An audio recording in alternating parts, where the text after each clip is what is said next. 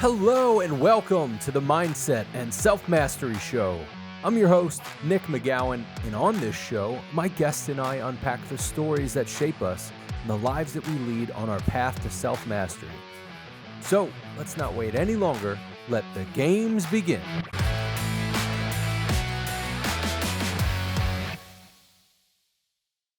Hey, Aliza. Welcome to the show. How are you doing today? I'm good. Thanks for having me on the show. Yeah, absolutely. I'm glad that you're here. I'm excited to get into the conversation with you. I got to be honest with you.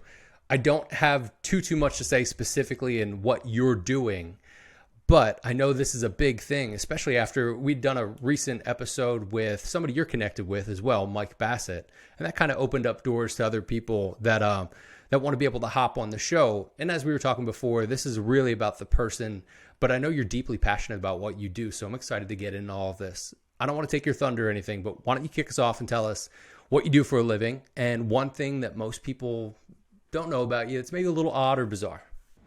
Yeah, so I am the president and co-founder of the Legal Accountability Project. We are a nonprofit aimed at ensuring that law clerks have a positive clerkship experience and then extending support and resources to the ones who don't. And then interesting thing about me, I'm a tattoo enthusiast. I have 4 tattoos. I'm planning my 5th for when we announce our first law school partner for the Legal Accountability Project, which should be soon. So, yeah. Nice. All face tattoos? Is that what comes next? I have one on each rib, one on my lower back, and then persist on my left wrist. So, yeah. Isn't it addictive? Like you're sitting in the chair and you're like, oh, what else am I, what's happening next? And they're like, calm down. You still got another couple hours. Yeah. I mean, most of mine only took like an hour and a half. So I thought about like a sleeve. That might be my next one. We'll see. I'd suggest it. Fancy. Especially when you're sitting there and you're like, oh man, what else could we do? Especially if you get an artist that's like, maybe we can do this, we can do that. Next thing you know, he's got your entire body just covered in tattoos and you look like one of those reptilian people. Yeah. I don't think I want one that takes multiple sittings. Like I've seen people go in when I'm getting a tattoo and they'll be like, just draw on me for a couple hours. I don't know if I'm there yet. No, that's a little much. Yeah, there are people that they basically use their body as like a sticker board. They're like, this is a cool sticker, just put it here. And I've seen different people. I'm like, why do you have, is that the Hamburglar? Like, why is the Hamburglar on you? They're like, oh, I don't know. Kind of drunk one night and here we go. So, I guess most people would know about your tattoos because it probably doesn't come up in like normal conversation with your nonprofit, right? Not normal conversation, but I work out in just a sports bra and running shorts. So everybody at the gym sees me as this like person with a lot of random tattoos. I mean, they're not random. They all have meaning. So yeah. Yeah, you don't have the Hamburglar on you somewhere. Nope. And not planning to. Well, you never know. You might make friends with an artist and just sit down, just go for it. So if the hamburger ends up on your body, you let me know. All right. So tell us a bit about how you got into what you're doing and break that down a bit because not everybody that listens to this show is in the same path of life as you are. So as you got into what you're doing and really the purpose behind it all. Sure. So I got into this advocacy work based on my personal experience with gender discrimination, harassment, and retaliation during and after my clerkship. So after I graduated from Washington University School of Law in St. Louis in 2019, I aspired to be a homicide prosecutor in the DC U.S. Attorney's Office. So I decided to clerk in DC Superior Court during the 2019 to 2020 term because I knew that DC prosecutors appeared before DC Superior Court judges. And for folks who are not attorneys, the messaging around clerkships in the legal community and in law schools is just uniformly positive. This position confers only professional benefits. You will develop a lifelong mentor-mentee relationship with this judge, and judges deserve just absolute respect and total deference. So I started this clerkship in August of 2019. And beginning just weeks into it, the judge for whom I clerked began to harass me and discriminate against me because of my gender. He would kick me out of the courtroom and tell me that I made him uncomfortable and that he just felt more comfortable with my male co-clerk. He told me I was bossy and aggressive and nasty, things that would never be said to a man. It would be said that they were, assertive or confident. The day I found out that I passed the DC bar exam, so that's a big day for any young attorney, The judge called me into his chambers, got in my face, and said, "You're bossy. And I know bossy because my wife is bossy." And I was just devastated. I remember crying in the courthouse bathroom, crying myself to sleep at night. I wished I could be reassigned to another judge for the rest of the clerkship, which was supposed to last a year, but my workplace didn't have any sort of employee dispute resolution or EDR plan that might have enabled that to happen. So I confided in some mentors, and they advised me to stick it out, and I knew that I needed a year of work experience to be eligible for a government job. So I tried to stick it out, and we transitioned to remote work during the pandemic. I moved back to Philly in March of 2020 to stay with my parents and worked remotely. And the judge basically ignored me for 6 weeks before he called me up in late April and told me he was ending my clerkship early because I made him uncomfortable and lacked respect for him, but he didn't want to get into it. And then he hung up on me. So I called DC Courts HR, and they said there's nothing they could do. HR doesn't regulate judges. Judges and law clerks have a unique relationship. Then they asked me whether I knew that I was an at-will employee. So then I reached out to my law school, to WashU, seeking, support, assistance, advice. Found out this judge had a history of misconduct that law school officials and professors knew about at the time I accepted the clerkship, but decided not to share with me, presumably because they wanted another student to clerk. So it took me about a year after that to get back on my feet. This was all pretty devastating, and as I applied for jobs, I had to field a lot of questions about why this job had ended early, why the judge wasn't listed as a reference. Finally secured my dream job in the DC U.S. Attorney's Office as a prosecutor and moved back to DC in the summer of 2021. And I was 2 weeks into training. I'd already started working there when I received some more really devastating news that altered the course of my life. I was told the judge had made negative statements about me during my background investigation, that I wouldn't be able to obtain a security clearance, and that my job offer was being revoked. And then a couple days later, I had a job offer, or an interview offer for a different job with that office, and they revoked that too, based on the judge's same negative reference.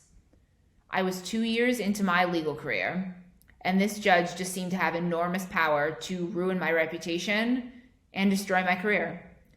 So I filed a formal judicial complaint, hired attorneys, and in the summer and fall of 2021, participated into the investigation into the now former judge.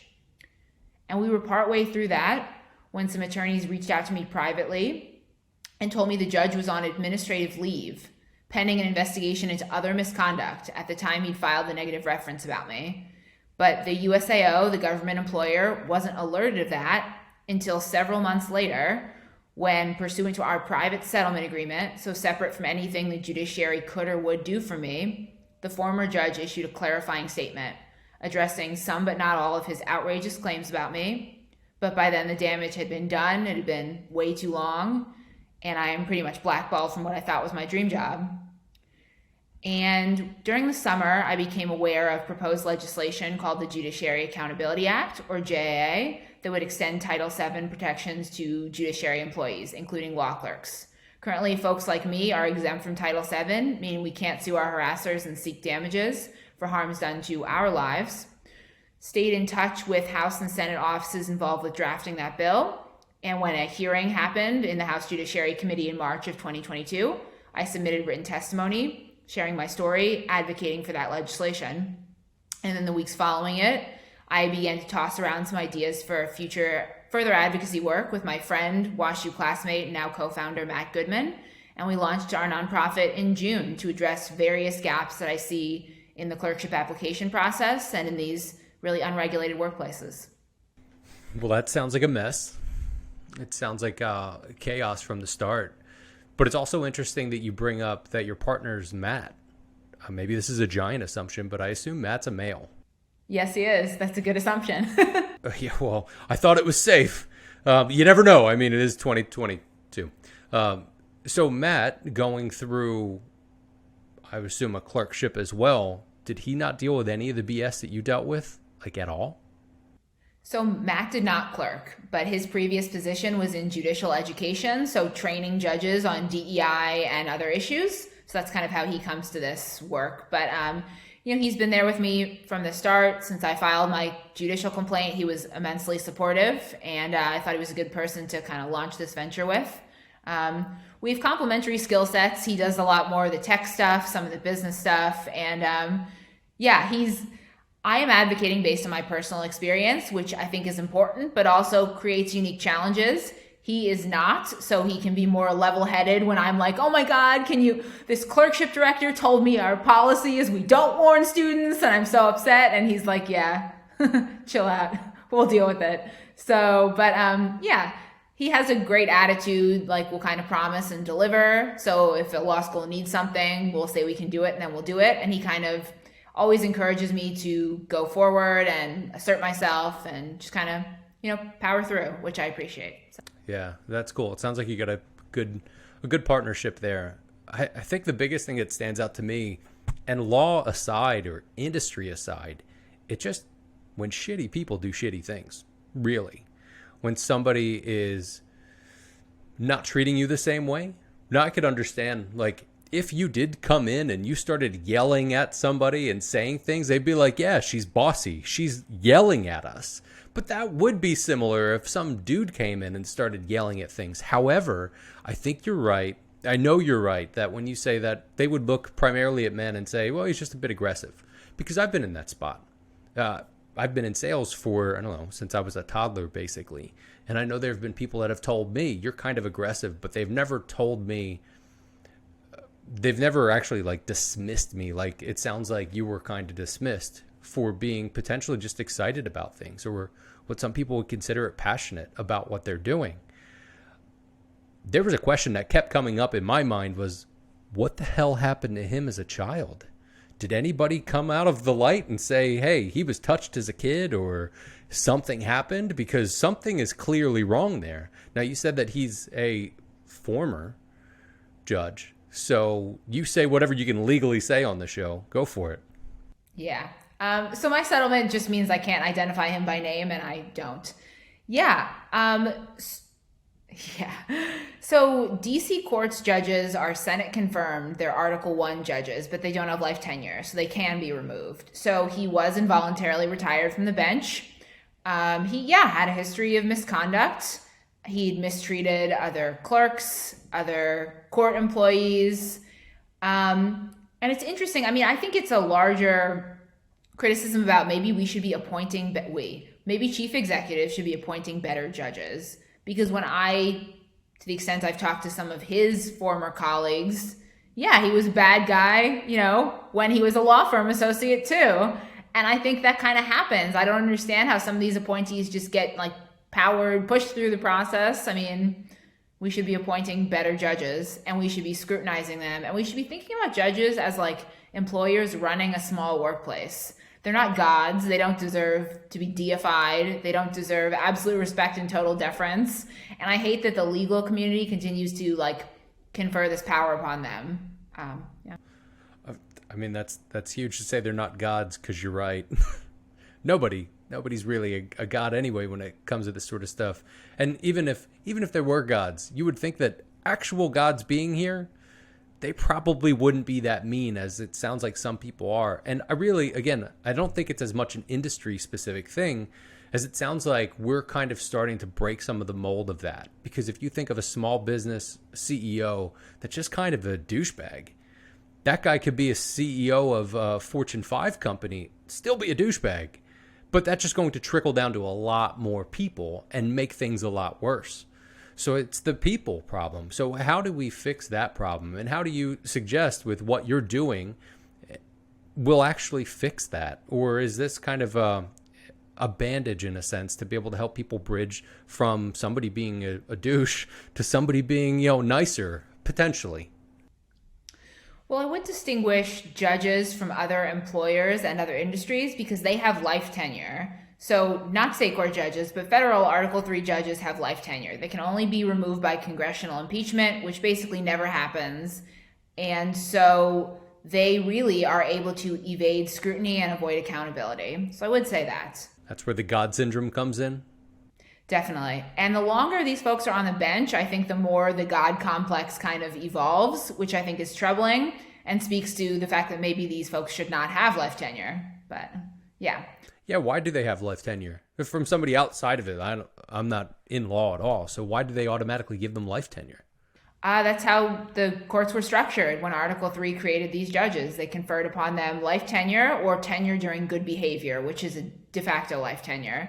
The problem is even state court judges that have 10 or 15-year terms, they run unopposed or they are just rubber stamped for reappointment. So when I speak to state court judges, and even ones who are doing the right thing, I mean, they perceive themselves to have de facto life tenure. So it's really a problem with deifying judges in the legal community. And then in terms of what we're doing about it, I mean, my nonprofit is working on several initiatives that are really going to transform the clerkship landscape and really just ensure that law students considering a clerkship have the info they need to avoid misbehaving judges. So we hope that eventually fewer folks will apply to clerk for these notorious harassers, and that will also lead to some larger changes. If you are a judge and you're no longer getting a good crop of clerks, well, maybe you'll change your behavior. And if you can't, I mean, it's a way to shine some sunlight on folks who need to be disciplined. So that's funny. So do you think they could be like, all right, here's a couple clerks. These people kind of seem like jerks. Let's give them to the jerks. So there's just like a big bunch of them. I don't know if the judges will be like, wait, these people are really mean. They're worse than I am. Maybe I should change my ways. Hold up here. I mean, I suggested once, so I do a lot of events for the Legal Accountability Project, so I'm at law schools, and my words got twisted when I suggested this at an event a couple months ago, but I suggested for judges who are mistreating their clerks, one form of discipline could be to take away their clerks. Clerks can be reassigned, so take away all of their clerks, and they have to do all the work, all the research and the writing. We can't remove these folks, but we could punish them in that way. And some clerkship director who is kind of not acting in good faith suggested that I want to abolish clerkships, which is untrue. We have a couple bad actors in the clerkship workplace, but we should be thinking of creative ways to discipline these judges in the absence of changing the life tenure situation. That's interesting. Yeah. It's like, how do you screw with a demigod at that point? If somebody's trying to play God, you're like, all right, well, we'll take away all the toys so you can't use people. Now you got to do everything on your own. I mean, the other issue is that law clerks who face mistreatment, and this issue is pervasive and unaddressed in both the state and federal courts, but law clerks are quite fearful of reputational harm in the legal community, which is, an employer punishing you for speaking out against your harasser, or judges retaliating against these former clerks, and there really are no protections against that. So law clerks are not speaking out, even in the face of outrageous mistreatment, enabling these judges to continue to get away with it, and they know nobody's going to speak out against them. And I think that's one reason why things were so tough for my former supervisor. I mean, somebody was speaking out, and unfortunately... Yeah, what do I do? Yeah, unfortunately, people should have spoken out sooner, but I just really want to, as I am sharing my experience publicly and so frequently, it's about empowering law students to demand safer workplaces, but also inspiring current and former clerks to speak out against their harassers. And it's really by shining sunlight on these radically underaddressed and secret issues that we're going to change the culture. And that's a bigger challenge. Going from one of deifying judges and disbelieving law clerks to one where everybody brings their full selves to work and no judge thinks that he's going to get away with outrageous mistreatment. Huh, what a novel idea. Everybody just don't be a jerk. How about we start at that level? But it's really about, changing the culture, though. People get away with harassing behavior because nobody questions them, and people are fearful. Well, have you seen more and more people come out of the woodwork, even pull you to the side, like little sidebar, like, hey, I'm glad you're doing this because, and whatever their story is?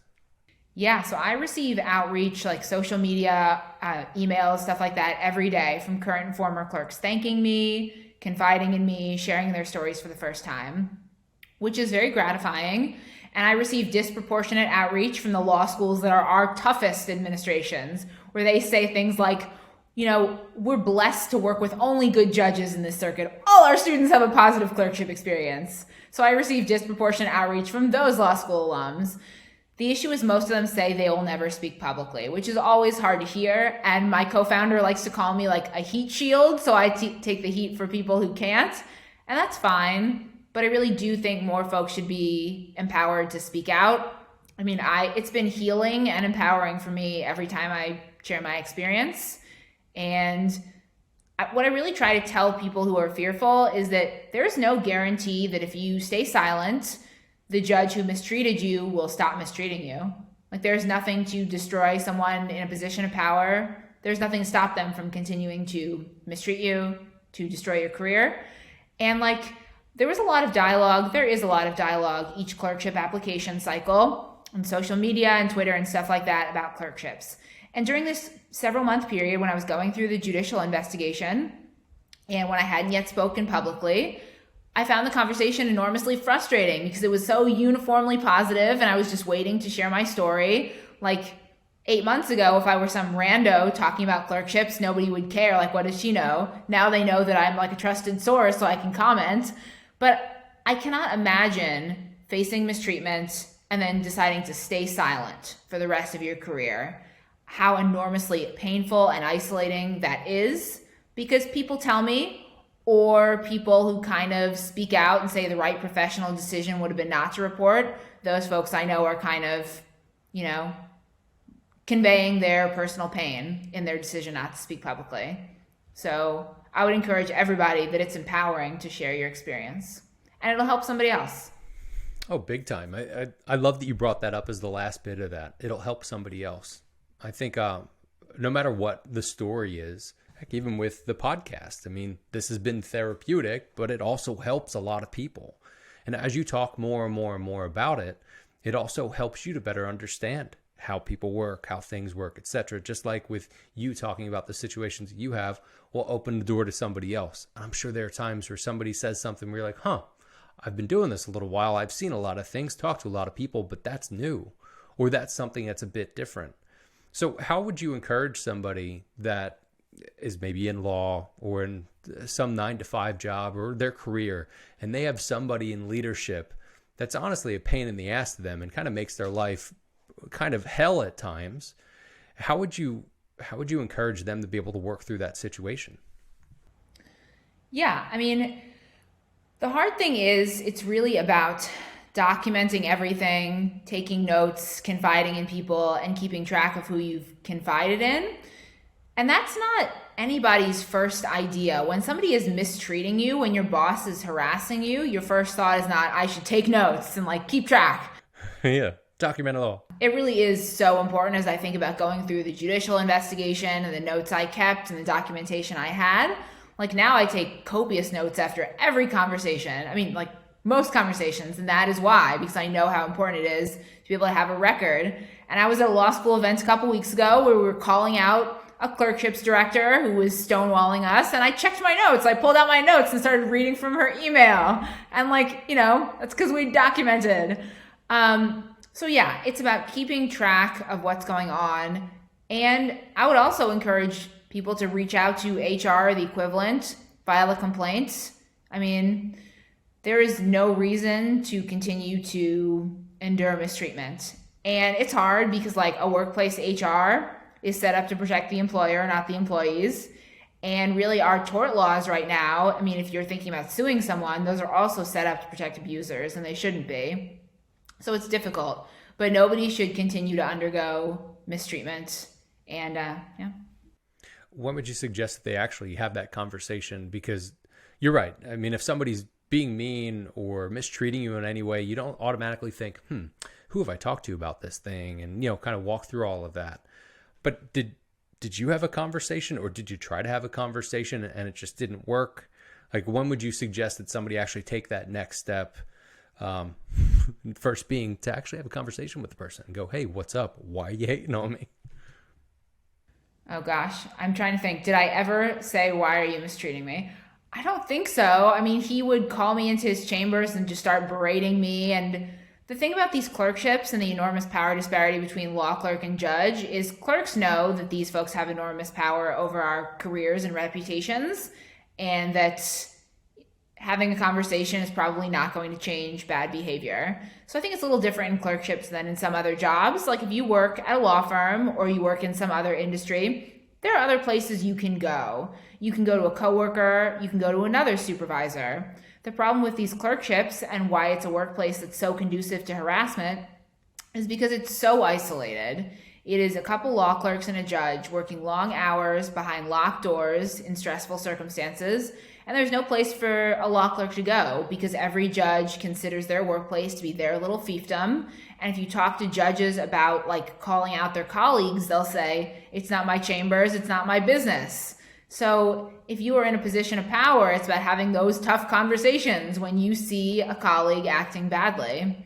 But I mean, it's definitely, if you're in a workplace facing mistreatment, it's about addressing it sooner rather than later. I know it's enormously scary and difficult, but the longer you let those issues fester, the worse they're going to be. And if you haven't kept notes and you haven't kept track, it's going to be even more challenging. But I definitely see as the future of my nonprofit, one initiative, we want to create a employment attorney database to connect law clerks with attorneys who can help. Because like to take the enormous steps that I did, filing a complaint, participating in the investigation, you need to have an attorney. And that is hard, especially if you've just been fired. Like, where are you going to get the money for that? And in the judicial context and in the legal community, attorneys are notoriously unwilling to take on law clerk cases because they fear retaliation or reputational harm by judges. So it's also about encouraging attorneys to take on these tough cases. And I'm enormously grateful for everything my attorneys did for me. So, yeah. There's a lot of issues that need to be addressed in the legal community. I'm learning, yeah. Yeah, as you kind of open it up more and more, it's interesting how it's kind of like a festering problem that's within its own niche that has its own little bubbles. I've never been in those circles, but I could imagine hearing somebody go, hey, that's not my chambers. They do, like, how they run their business is how they run their business. But at the core, we're all human. So if you know that somebody's mistreating another human, there should be some problem with that at a human level. But then again, if they've played that same game for years and years, decades, or even centuries, I mean, how far back does it go? And you mentioned earlier when I asked about how do they get life tenure? Well, it was written that way. Makes sense. If a god or a demigod is basically going to write something up, might as well serve them. So I think it's a whole different can of worms we can get into on the whole government realm and all of that sort of stuff. Yeah, and I mean, change is going to be especially slow in the judiciary because these are the folks interpreting the laws, which makes it enormously difficult. And right now, the only workplace protections are judiciary internal self-policing. And honestly, when judges are tasked with investigating and potentially disciplining their colleagues, internal self-discipline leads to a lack of discipline because judges are just notoriously unwilling to discipline their colleagues. And so it's a couple issues. It's issues in the judiciary and a lack of workplace protections. It's the exemption from Title VII. It's the fact these judges are never disciplined. And judges are just defending their colleagues. Judiciary leadership is saying harassment and retaliation are just not big problems. It's the legal community continuing to deify these judges. And it's also law schools. And this is the reason my nonprofit is working on initiatives with law schools. They are part of the problem, funneling students into clerkships they know or suspect are bad in order to fluff up their number of law clerks. And I think they should be the first to step forward and make changes. They are the ideal vectors for change. I mean, clerkship directors are focused on the number of placements, period. Good, bad, devastating, career ending. And they really, some of them just don't care. I've had deans and clerkship directors, including the deans of my law school, WashU, tell me that our official policy is not to warn students about judges who we know harass their clerks. That is outrageous. A policy to not warn people. Crazy. Yes, it's outrageous and despicable, yes. And look, when I talk to people who were at like Harvard or Yale when allegations came out against former Judge Kaczynski and the late Judge Stephen Reinhardt, what bubbled up is that all the faculty knew that these were notorious harassers, but they also did not disclose this information to students who continued to pursue Ninth Circuit fancy clerkships with notorious harassers. The people who most need the info are these impressionable students. taking the first important steps in their legal career. And the idea that it is professors and administrators at these law schools concealing information, it's just despicable. It's really despicable. Man, that is a lot. I think there's a lot that it sounds like you're doing with your organization. But one thing we haven't touched on is a major piece that has to deal with you and your mindset. How did you deal with that? Not thinking about where you're at now, but looking back to where you were, kind of looking at that movie as you were dealing with this, as you were kind of going through it, and then starting down the path of maybe I need to actually do something about this because the guy's not letting up. How did you manage those days without either freaking out or just saying, screw it, I'm done? How did you manage that? Yeah, so my story also has several iterations. So there was the first part when I was fired from this clerkship during the pandemic, staying with my parents. And then I was just trying to find a new job. I'd written up a judicial complaint. I had connected with some judges. I intended to file it with the local Judicial Conduct Commission, but I wanted to wait to file it till I had a new job because I feared the judge would retaliate against me. And so then it was about just trying to find a new job, and the pandemic was hard on my family. It was just a terrible time, so I needed to find a job.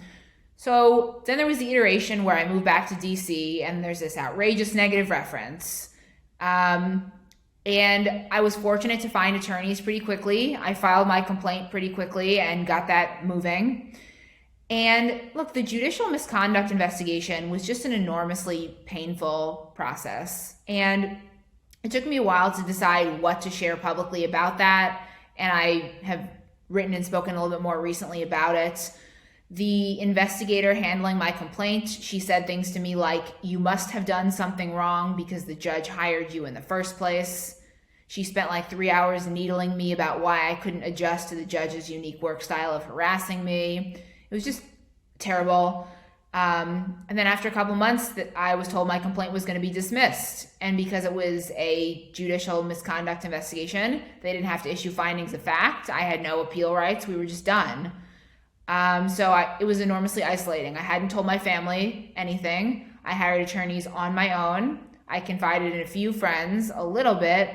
But look, when people are going through any sort of misconduct investigation, let alone any sort of like Title VII or workplace litigation, it's enormously isolating. And it was a really terrible time. Pretty early on in that process, I decided that I wanted to speak publicly about my experience. There was a former clerk for the late Judge Reinhardt who testified before House Judiciary in 2020. And I watched that testimony when I was still deep in the clerkship hellscape. And I found that very empowering, and her message of, you're not alone. I thought that was amazing. So I watched her testimony a bunch of times, and then I started working on a law journal article with the UCLA Journal of Gender and Law, which I thought was going to be my first public statement. And the intro and conclusion are my personal story, and then the body of it is advocating for the Judiciary Accountability Act and an amendment to cover the DC courts and other Article I courts. So this House Judiciary hearing happened in March and gave me an opportunity to speak sooner. But I wrote this really lengthy, it started as 50 pages, it ended up being 100 pages, law journal article, over Labor Day weekend in 3 days, not sleeping, writing the first draft. So I was just powering through it. And that was healing. And then, doing advocacy work and writing, and those things were healing as well, which is why I am such an advocate for people sharing their stories. It's been empowering and healing for me, and it's gratifying that people thank me and tell me that it helps them too. I want other people to know that they are not alone. And the DC Commission on Judicial Disabilities and Tenure, that's the regulatory body for local judges, I think they thought that dismissing my complaint would silence me. And I'm confident that the former judge and his legal team thought that too. And that hasn't silenced me in any way. It definitely made me feel shame and pain in the early days, wondering what people would think when they knew that my complaint had been dismissed. But the vast majority of complaints by law clerks are, and that says nothing about the complainant and everything about the system that's set up to protect these misbehaving judges. But I know that as I'm sharing my story publicly, I hope it's one of empowerment, but I'm also talking about all these terrible things that happened to me. And are law clerks and other folks going to think it's not worth coming forward? I hope that's not the message. My message is you should absolutely come forward, because we're not going to change the culture until there's just a groundswell of folks sharing their stories. So. That's interesting. It sounds like you kind of got onto the mission almost pretty quickly, where you saw there was an opportunity to jump on the mission. And I get that it's helping you process as you go, almost like I think of like a closet where you're like, I'm going to clean out this closet that hasn't been cleaned out in 15 years. You got to take everything out and process through it and then figure out what's trash or what you're keeping. But you're still on the mission to be able to do that thing. So outside of the mission and doing the work on the mission, how are you actually taking care of your mindset and you as a person daily? Like, what does that look like for you? Do you meditate? Do you journal? Or do you just wake up and you just eat a bowl of let's get after it and just go straight into it? Pretty much. I go to sleep and wake up thinking about judges and clerkships. And I mean, honestly, when I was a law student... So there's zero balance? No, not at all. Like when I was a law clerk and a law student and going through all this, I never thought I'd spend all my time like thinking about clerkships and judges, and yet that's what I'm doing. I mean, I work out every day, though I'm usually on the elliptical responding to emails or doing things related to the nonprofit. But I mean, I have a good support system now, and it's really been strengthened, honestly, by my speaking publicly and becoming somewhat of a public figure on these issues. I now have a much better support system than when I was actually going through the judicial complaint process. And I appreciate that. And I hope the people who are, empowered and galvanized by my story will reach behind them and help the next person as well. Yeah, and keep it going. That's great. Hey, what's that one piece of advice you'd give to our audience that's on their path towards self-mastery? Oh gosh, that's a good question. Find something that inspires you to get up in the morning and, focus your work and your life on issues that galvanize you. I mean, I have really combined my work and my personal mission, my personal story, and I think that's important. That if you are working on issues that inspire you, if you were doing something every day that galvanizes you to keep going, I mean, that's how you're going to find meaning in your life. Certainly how I found meaning in my own life, so... That's great. That's awesome.